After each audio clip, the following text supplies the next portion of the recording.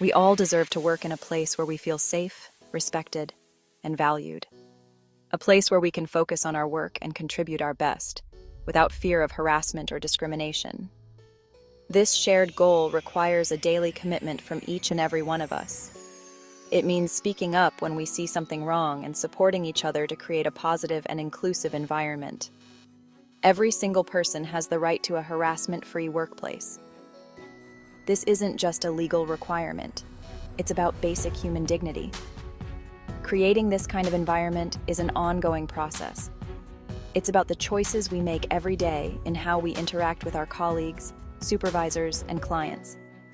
We all have a role to play in building a workplace where everyone feels safe, respected, and empowered to do their best work. It starts with understanding what harassment is, how it can manifest, and how we can work together to prevent it. Harassment can be a tricky thing to define because it's not always about the intention behind an action, but rather the impact it has on another person. It's not about whether someone meant to offend or upset another person, but whether their actions created a hostile or uncomfortable work environment. Imagine a colleague constantly making jokes about your appearance. Maybe they think they're being funny or even complimentary.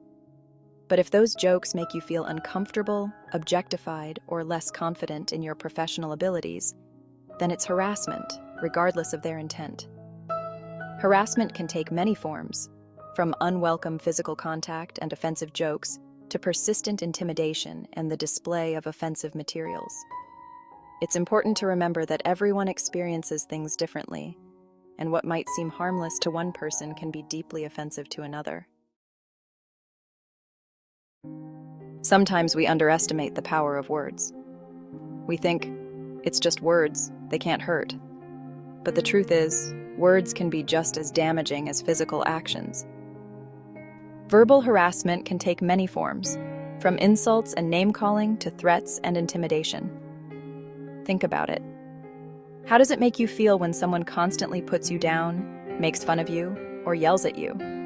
It can be incredibly demoralizing and create a sense of fear and anxiety.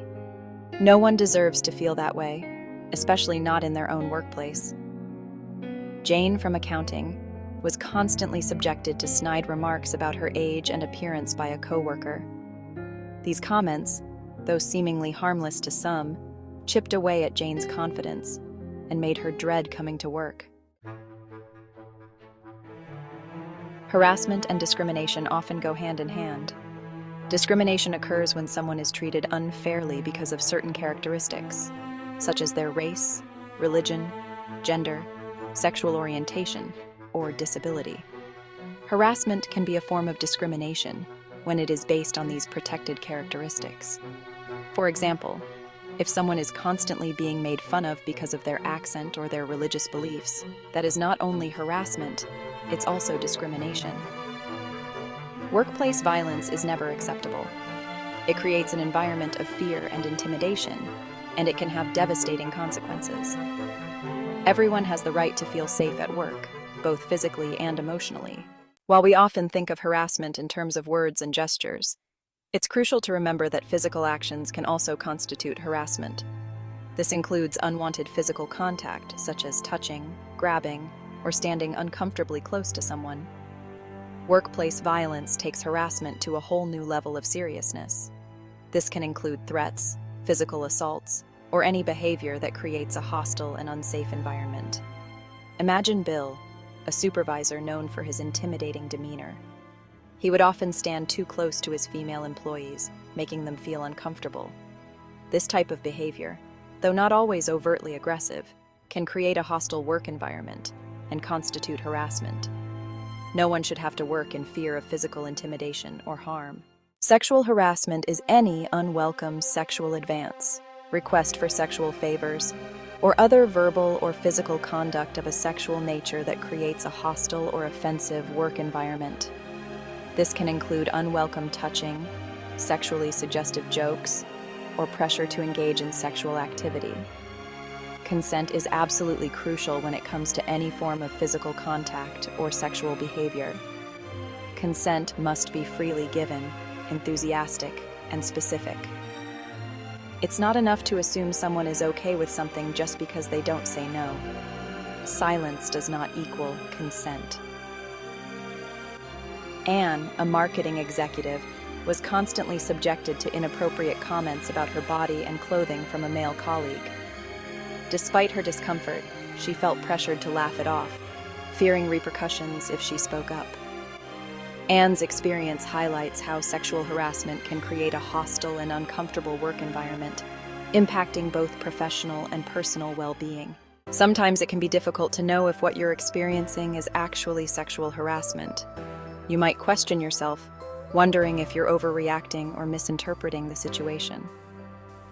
This is especially true if the harasser is someone in a position of power. Trust your instincts. If something feels wrong, it probably is. Don't brush it off or make excuses for the other person's behavior. Your feelings are valid, and you have the right to feel safe and respected at work. It's also important to remember that sexual harassment doesn't just happen to women.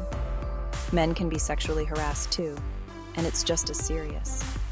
Anyone, regardless of their gender, can be a victim of sexual harassment. If you are being harassed at work, it's essential to take action to stop it. This can feel daunting, but remember, you don't have to go through this alone. There are resources available to help you, and you have the right to a safe and respectful workplace. Start by documenting the incidents of harassment. Keep a record of what happened, when and where it occurred, and who witnessed it. This documentation can be helpful if you decide to report the harassment to HR or pursue legal action. If you feel comfortable doing so, you can try addressing the harasser directly.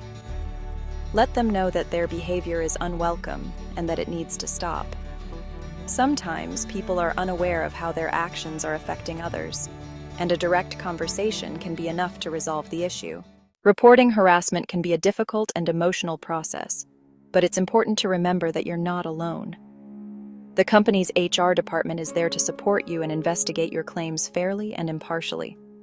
Once you've reported the harassment, HR will typically conduct an investigation. This may involve interviewing you, the alleged harasser, and any witnesses. It's important to be patient during this process, as investigations can take time.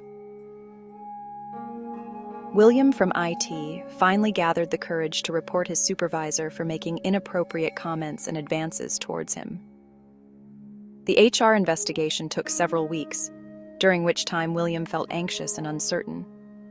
However, the HR department ultimately took appropriate action, demonstrating that William's voice was heard and that his experience mattered. The most important thing is to prioritize your well-being throughout this process. Don't hesitate to seek support from trusted friends, family members, or a therapist.